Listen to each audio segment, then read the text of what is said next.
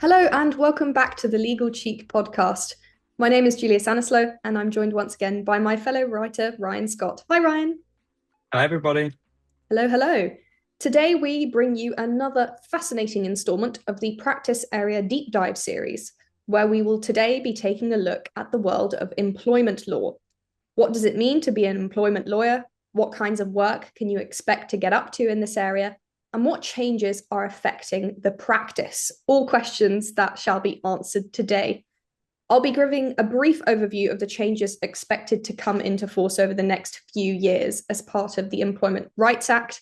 But first, let's establish what we're actually talking about, and I'll hand over to Ryan to give a little introduction to the area. Fantastic. Yeah. So employment law governs the legal relationship between employers and employees. I mean, I get that's a given, that's quite plain, but it can be broadly divided into, I'll say, three different camps. We've got transactional, advisory, and contentious work. So with transactional work, you've got employment work which supports and is adjacent to major corporate transactions. So it'll be advising on the corporate aspects of a merger and acquisition or a private equity carve out or a restructuring, for example. Um, Then you've got advisory work in general. So that's kind of just standalone employment work. So it'll be advising an employer on making compliant disciplinary processes or helping them with redundancy procedures or helping draft employee policies or drafting employment contracts. And then on the other side of it, we've got contentious employment work, which is all about disputes. So claims from individual employees for, let's say, discrimination or whistleblowing or harassment, or perhaps employee class actions for failing to meet minimum wage or equal wage obligations. And then there's also a big distinction between what city firms do and what a smaller firm will do. So in a city firm, the clients are almost always the employers, so like big corporates or financial institutions or listed companies, rather than individual employees. And the reason for that just tends to be that the cases they bring in are either very strategic or high value, and they're often connected to either a corporate transaction, as I say, or with senior personnel. And if it's like a senior executive dispute going on, it's obviously going to bring in a lot more money than just you or I or Joe Blogs off the street doing a discrimination claim. There won't be as much money involved, so it's not worth their time. Whereas the work of smaller firms will be a mix of clients, so individual employees, small businesses and local employers, and it'll just be everyday lower value workplace disputes. And with that, I think we'll start off by covering contentious employment law. Julie, if you want to discuss that. Yeah, absolutely. So Ryan's already given us a bit of a clue as to what contentious employment work can involve. And it obviously depends if you are an employee or an employer, and city law firms will usually take the higher mandate cases because they want to get paid. They want that big money, that big check. But typical cases that you'll see coming, to the employment tribunal will involve unfair dismissal or wrongful dismissal. So this is where an employee on the unfair side argues that they were dismissed without a fair reason, and then on the wrongful side, they say that there was a breach in the contract and they were wrongfully dismissed because of that. So there's a distinction between those two. Discrimination claims: someone alleges they were treated less favorably due to because of a protected characteristic. There are 9 of those. Everyone knows them: to race, religious beliefs. There's a number, so you can look those up yourselves.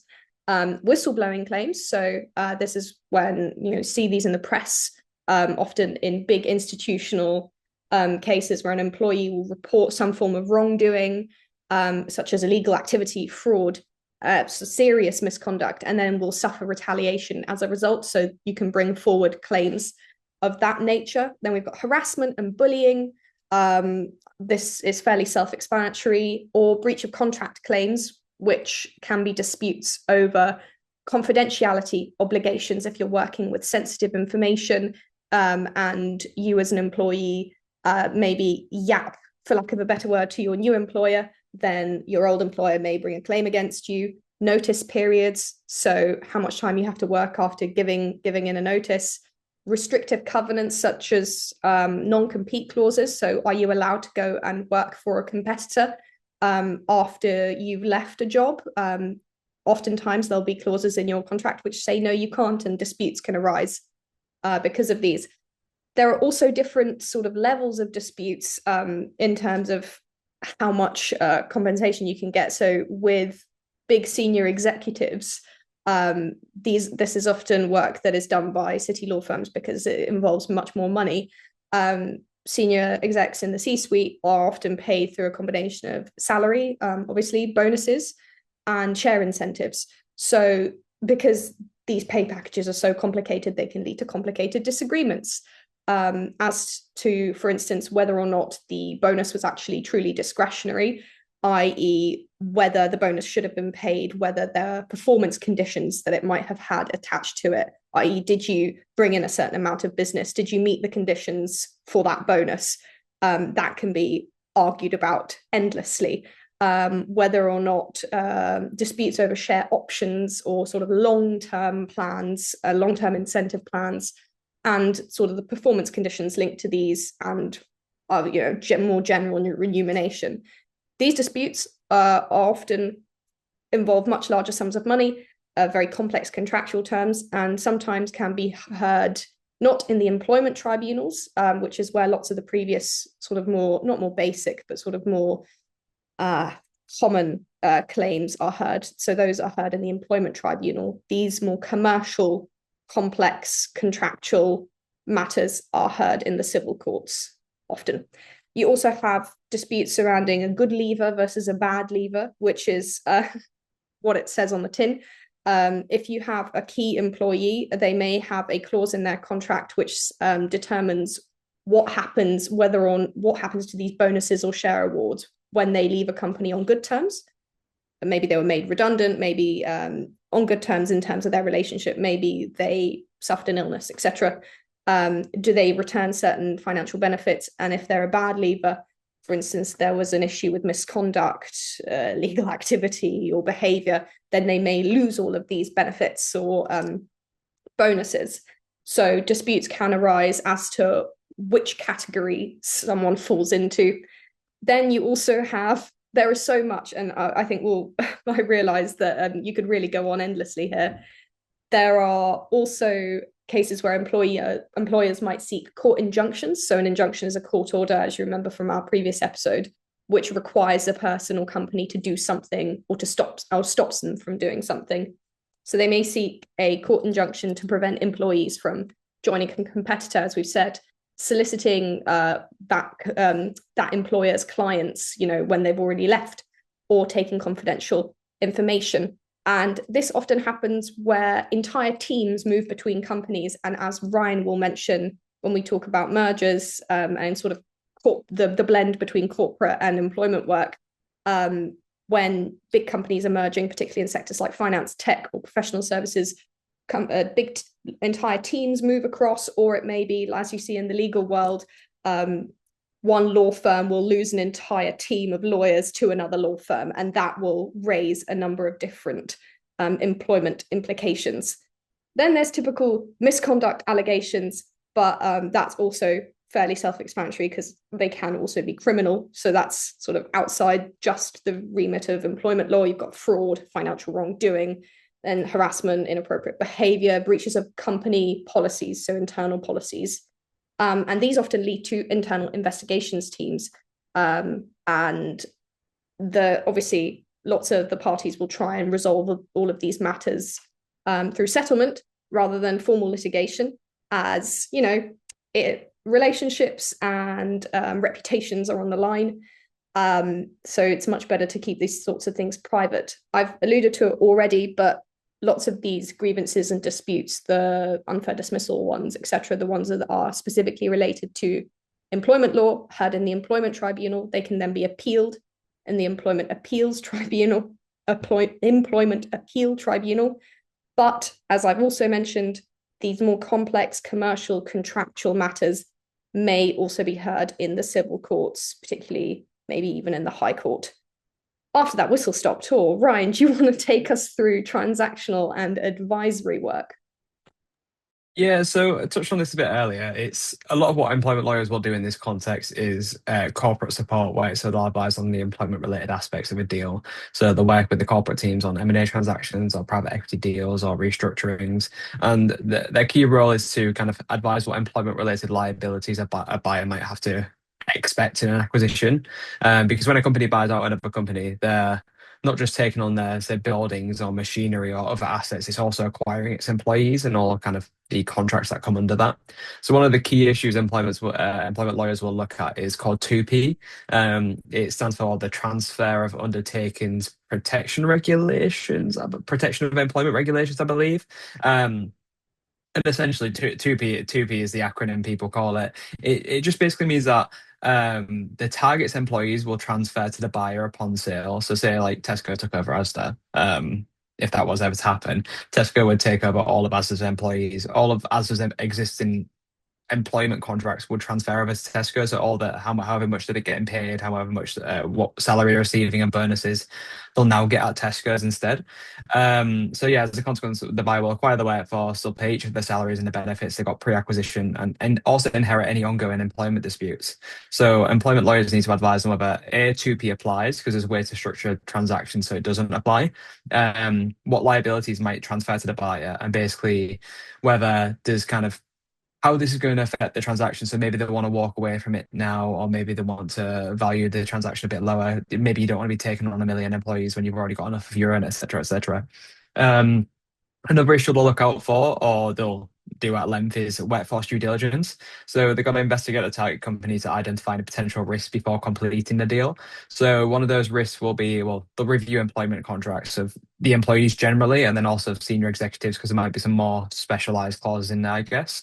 So one of them you might see is a change of control clause. So that's a clause in a contract that allows for some perhaps detrimental event to, I guess, the buyer if control of the company changes hands. So, for example, a senior executive at the target company might have a change of control clause in their contract that triggers a massive severance payment worth millions, or allow them to receive an accelerated bonus payment, or resign with lots of money, etc., etc. So you want to make sure that you are aware of those before you go ahead into the transaction, because you might want to value the company a lot lower if you're going to take on this massive financial burden.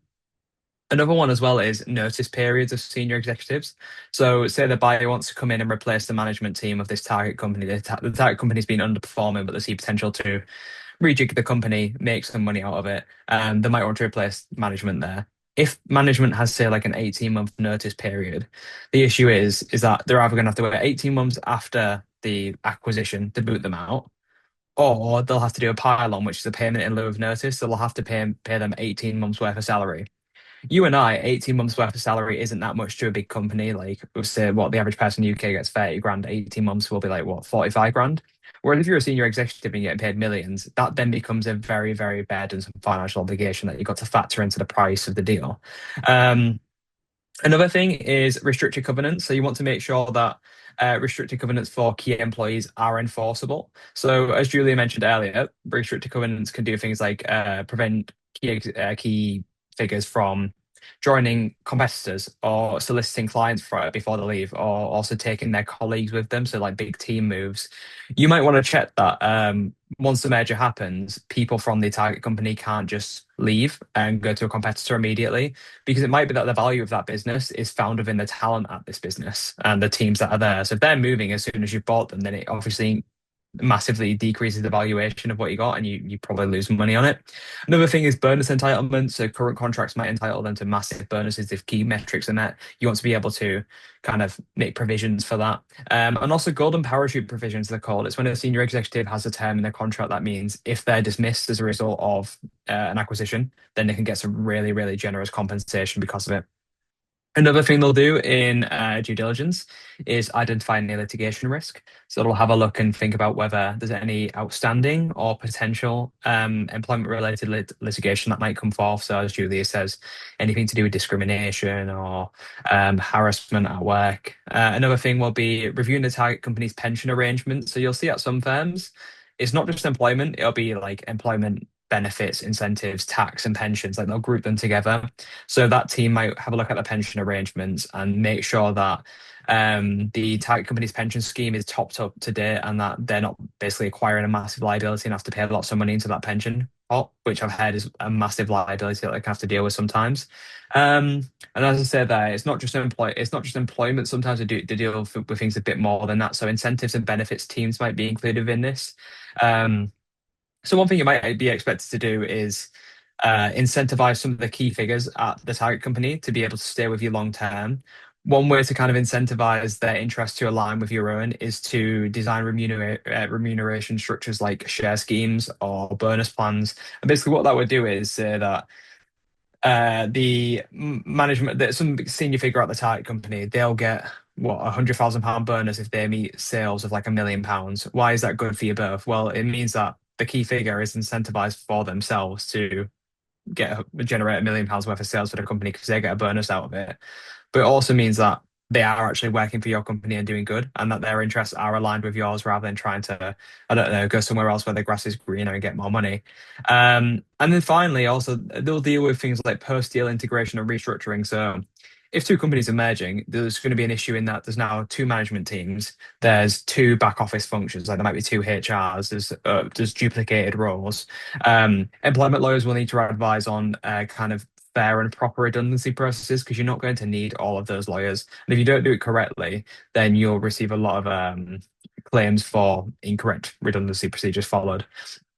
Just besides that, other than corporate support work, there's also employment advisory work, and this is just a quick one. It's just standalone employment work that companies might need to receive, advice, sorry, that companies might need to receive. So that'll be drafting employment contracts and policies. For most employees, that'll just be a standardized employment contract, but you might spend a little bit more time thinking about the clauses of some key senior figure at the firm. Another thing would be managing redundancies and restructurings, advising on proper disciplinary processes, advising on whistleblowing investigations to make sure that kind of everything's true, followed properly there. And also just advising clients more generally in relation to the compliance of employment law. So drafting staff handbooks and policies covering maternity leave, annual leave, and expense policies. I've spoken for a very long time and I won't speak for too much longer, but I'm just going to quickly cover off what a trainee would do in this area. So in contentious, which Julia spoke about, we discussed dispute resolution a couple of weeks ago now, and it'll be very similar to what a trainee does there. So it's just case preparation, document review, really, analysing the evidence that's available and building a chronology of what's happened, so a timeline of what's happened. They'll review emails, HR records, disciplinary notes, and any internal documents to kind of build a picture of what's gone on. And then from that, they'll draft like key court documents, like claim forms. I believe they're called ET1 forms in employment law, like an employment tribunal form. Draft particulars of claim, which further outline kind of the key details of what's happened, witness statements, pretty much a similar idea. I'm preparing tribunal bundles, which is just a court bundle which has all the evidence that you're affected. Like, what I might do is take attendance notes from court, so just kind of writing down what goes on, or taking meeting minutes when they're at a client meeting, stuff like that. And then in the transactional and advisory side of things, they'll be carrying out due diligence, very similar to what we're doing, was talking about in our corporate and M&A podcast a couple of weeks ago. They'll be reviewing contracts, pension obligations, bonus arrangements, litigation risks we just discussed. They'll do the first drafts of lots of employment documentation, so employment contracts, service agreements for senior figures, staff handbooks and HR policies, etc., etc. And possibly something that's going to be a lot more prevalent in the coming months, and I think Julia will touch on this later, is legal research. There's some really big employment reforms coming into force very soon. I think some of them might already be in force. So they'll be doing legal research for that. And I imagine what firms will be asking trainees to do now is providing advice notes for clients so they can navigate these new piece of legislation successfully, but also to write insights for firm websites. So you'll go on a website and you'll see like, oh, our latest insights. It might be the trainees behind those who are writing basically what the impact of new legislation is, because it'll take a lot of senior employees' time. It's probably not worth billing to a client. You can't bill it to a client. Other than that, Julia, do you want to speak about the kind of differences between some of the clients you deal with? Yeah, absolutely. Thank you. And I will be talking about those things a little bit. And I actually have a recommendation for a specific insight article Oh, or like fantastic. on employment law that I found on the Employment Rights Act. But anyway, so what is really important to consider is that lots of the clients that employment lawyers will work for, obviously there are the employees themselves if you're maybe a high street firm or if you have an employee side focus, lots of the clients will be quite different. So there's a big difference between working for an established large corporate who is going through a merger, who has lots of different systems in place, lots of different policies. They're a very robust HR team. They know what they're doing, for lack of a better word, these mature companies. a startup, for instance, and there are lots of law firms that work for very, very successful startups who may be bringing in lots of money, but they're still quite new. So these startups, they lack policy, they lack procedure, and perhaps have, a really good product that they're marketing very well and they're very successful, but have little experience with day-to-day employment issues, grievances, disciplinaries, or performance management even. And what they'll do is they'll be, going through a period of growth. They'll rapidly hire a bunch of people, and they won't really prepare for what can go wrong. So advising those kinds of clients is very different. They might even use a third-party HR team, or provider, sorry, who only really comes in like once a week and doesn't really, live and grow with the company. And they might not really be quite good at figuring out remuneration. Early stage companies might find it quite difficult to compete with these more established companies. And then also, lots of these small companies might be looking to be acquired by another company in a couple of years. Maybe that's the goal. Or they might want to, have an IPO in a couple of years as well. And how are you going to lock in certain employees until that happens? What happens to them when that eventually comes to fruition? So employment lawyers will have a lot of work to do for these companies because they'll need to build from the ground up from the advisory work that Ryan mentioned, and writing all of these policies and procedures, which are going to become much more important in the coming months when a lot of them are overhauled, to making sure that key clauses are written into these contracts that are, still brand new. And you may need to be much more heavy-handed with your advice, because it's a very it's a complicated area of law, like any area of law is, but it's very heavily rooted in legislation in ways in which other areas aren't. So it can be quite confusing for, startups with who originally had like 3 employees and they were all the founders, so not even employees, and suddenly they've expanded. What do you do? So that's really important to take into account. Other than that, I think one of the things that also needs to be spoken about is who this area of law is good for. So obviously it differs between disputes, sort of contentious employment law, and the more transactional advisory side. What is worth bearing in mind is that it depends on the firm as to whether or not they'll sort of include all of these areas under one employment law team. Sometimes they'll split it off. Sometimes there'll be a contentious employment side. Sometimes there'll be the sort of transactional side. Sometimes if you sit as a trainee in the employment seat, you'll have the opportunity to do everything. And in those cases, that's an opportunity that many won't have, sort of in a 6-month seat, to be able to see all those different kinds of work. It's, as I mentioned, quite a technical area where knowledge of individual legislation and legal research is very, very important. If you're a corporate and M&A lawyer, not that your work isn't governed by the law, obviously it is, you're still a lawyer, but you are perhaps more focused on commercial drivers and that sort of knowledge rather than technical deep reading of black letter law. Obviously, on the contentious side of things, there's a strong human element. So if you're interested in interpersonal relationships, but you don't quite fancy yourself as a family lawyer or an immigration lawyer, then this is another area where you are going to be dealing with real people, and it requires a level of empathy, even if you are working on the transactional side, actually, because you're holding people's real lives in your hands, their livelihoods. Also, people say that the work-life balance can be better. Feel free to discredit me on that. I think Ryan and I mentioned that is often the case. The hours are slightly more predictable. But yeah, so people skills, a slightly better work-life balance. It's quite a technical area, and you might have the opportunity to straddle both contentious and non-contentious work at once. Is there anything I've missed, do you think? I don't think so. I think you covered everything. I think one of the things I hear people do say a lot, and I do agree with you, is that the hours there are a lot more predictable and less midnight, late nights than corporate and M&A work. And I think that's simply because in a lot of big city firms, you're expected to stay into late into the night in corporate and M&A because there might be signings in another country in a different time zone really late into the night. So you're just staying there doing it all night. Whereas in employment law, I guess dealing also with their HR teams or also with those companies during when they're at work. So I guess it's less rough. That's what I hear from people anyway. I've never been an employment lawyer, so I could be wrong. Feel free to discredit me as well. I'm sure some employment lawyers will say that's not true. We work really long hours. Um, I'm sure two things can be true at once. Absolutely. But other than that, we were going to discuss a little bit about how legal tech is sort of changing the way employment lawyers work. Obviously, a lot of it is similar to what we've spoken about in disputes and corporate, but there are some particularities, Ryan, if you want to touch on those.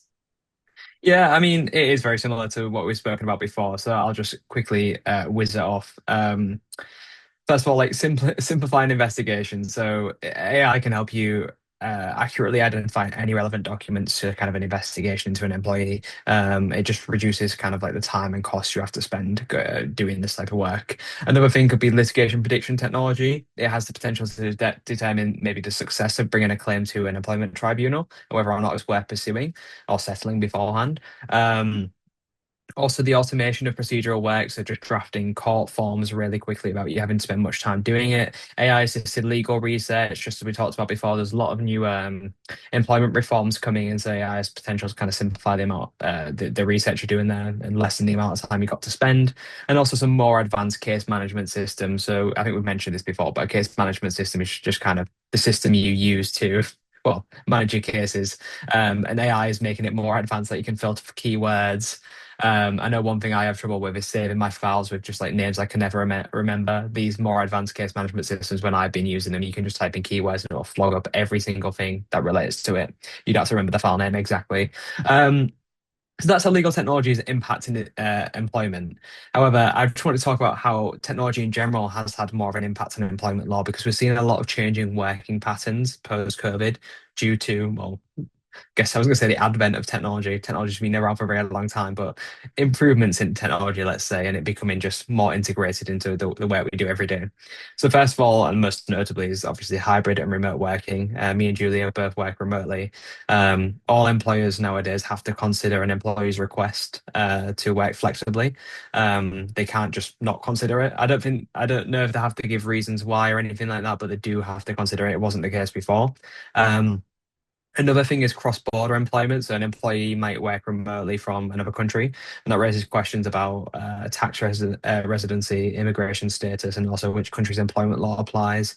And also working time compliance. I mean, there's now more people work from home than ever before, and you just got to ensure that employees aren't working excessive hours when working remotely. There's no longer that clear distinction between work life and personal life, and like being in the office and being out of the office when people have home offices now. Another thing is employee monitoring and workplace surveillance. So technology has made it much easier to kind of monitor your employees' behavior and productivity. So you have things like keystroke login, which just taps how many, it tracks how many words you're typing every minute and things like that. It will look at your emails and any messaging platforms you're on, see how productive you are. And that can be used in kind of any disciplinaries or performance reviews. Another thing is AI tools in recruitment. We've seen some law firms actually start to introduce AI into the kind of recruitment processes. We did a story before on Mish Kondareya, who's using like an AI chatbot to as the first stage of their recruitment process now. And one of the concerns of AI, and I'm not saying this applies to Mish Kondareya at all, just generally, is algorithmic bias. And I believe one of the kind of fears of using it in recruitment is that it doesn't come up with a kind of holistic or a human analysis of a candidate and their potential. But B, if AI is kind of trained on data, if you look at the legal profession and look at the most senior figures in the legal profession, generally in the UK, I imagine the most kind of popular background or the most common background people are from is going to be white males. So if AI is trained on this data and it's trained to think that okay, these senior employees are well, these senior lawyers are senior, therefore they're the best in the profession. What if earlier on in the recruitment process, the AI therefore believes that, okay, let's filter people in who are of this same background, i.e. white males, and it has potential to discriminate against people from different backgrounds. So there's the idea there of potential discrimination claims.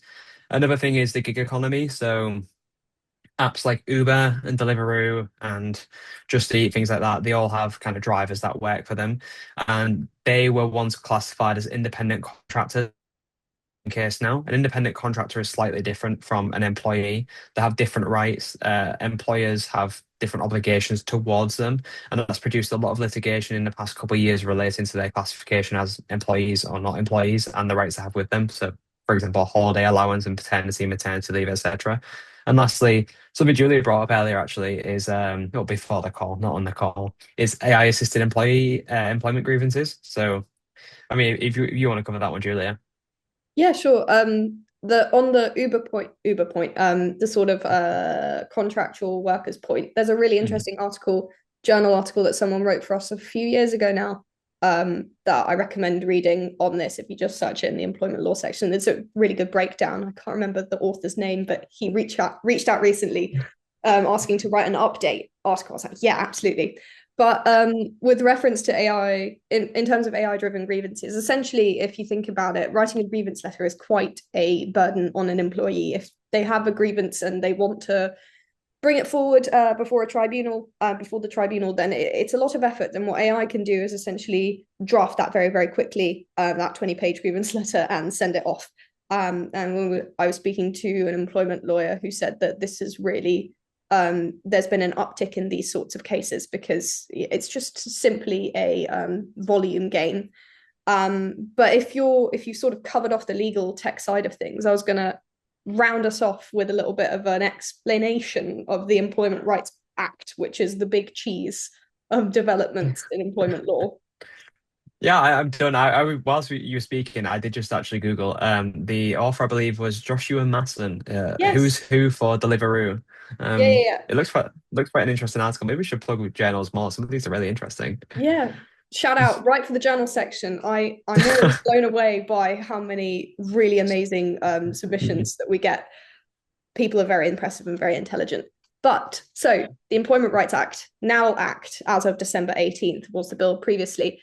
It is the sort of biggest overhaul of UK employment law in the last 2 decades. Previous update was in the 90s, I think. And it proposes a number of reforms, which are generally aimed at strengthening worker protections. So I can't go through all of them now. I've picked out a few key ones.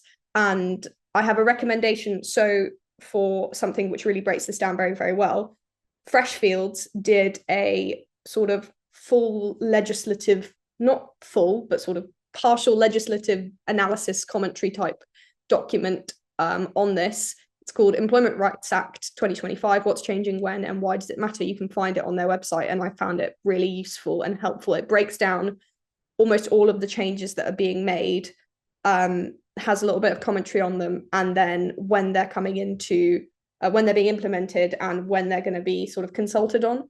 And it was really good. I used it when I was researching for this podcast. But let me briefly highlight some of the key areas. So one that has been in the news recently is obviously 0-hour contracts. These are contracts where employees, well, they're not employees, they are sort of, it's kind of difficult. They essentially are contracted to work quite flexibly. They don't have a set number of hours that they work for, which has meant that they have, I'm sure all of us have worked in like a restaurant or in like a shop where your manager has called you the night before saying, hey, can you come work? We're swamped, we really need someone. And you've gone, well, no, you kind of just let me know the night before. That's not acceptable. However, it was under this system. So the reforms aren't going to scrap 0-hour contracts, but they're going to provide greater income security and more predictable work schedules by introducing what's called a guaranteed hour offering. And also workers will gain the right to request an actual contract reflecting sort of the generally regular hours that they work, because you'll find that even if you have a 0-hour contract, you'll often work a set number of hours a week anyway, and they'll be able to essentially request that given some thresholds. Obviously, for employers, this will mean that they'll have less flexibility in staffing, especially in those sectors that I've named. So retail, hospitality, very seasonal sectors, which rely heavily on very variable labor. If you have a busy season, you need to bring in someone, then that could prove more difficult. There's so much more to this. So go read that Freshfields thing. Maybe we can put a link in the notes. But on flexible working, which Ryan mentioned, so the Act is also strengthening rights surrounding flexible working, where it is essentially saying we already have a right to request flexible working arrangements, but it's sort of in a gray area right now. And what they're saying is that flexible working has to be the default, and you can only reject someone's flexible working request if you have a reasonable ground to do so. So the question is going to be what these reasonable grounds are. So there may be increased disputes as a result of that whilst all of these new developments are being ironed out. One of the biggest areas that I wanted to talk about are changes surrounding unfair dismissal. So we already mentioned what that is. So that's an employee can claim that they were unfairly dismissed if they think that the reason for dismissal was not justified. What the changes that are being implemented is the qualifying period when you're that is currently in place, which you have to fulfill before you can claim that you have been unfairly dismissed in front of the employment tribunal. Currently, you need to be continuously in service to a company, for instance, for 2 years before you can bring an unfair dismissal claim before the employment tribunal. So that's a really long time without any protection. It was originally said to be included within the package of day one rights that are also included in these reforms. However, they scrapped that, and now the qualifying period has been shortened to 6 months. So now if you've been at a company for 6 months, you'll be able to go to an employment tribunal if you get fired and say, you know what, this was unfair. So obviously, great legal protection for workers, not quite as good as day one, but for employers, number one, this will increase litigation risk because the sheer number of people that will be able to bring a claim against them will increase. They'll need to essentially make sure that their training and probation period sort of systems are really robust. So that's 6 months before you can bring that claim. They'll need to make sure that everything's in place then so that they don't find themselves in hot water after the fact. So as a result of this, lawyers are predicting an increase in tribunal claims. And, you know, I've already mentioned, but another key change is that the cap on how much money you can get from an unfair dismissal claim is going to be removed. So previously, it was capped at £118,000. So if you brought forward a claim, you'd be able to get that much back potentially as a maximum.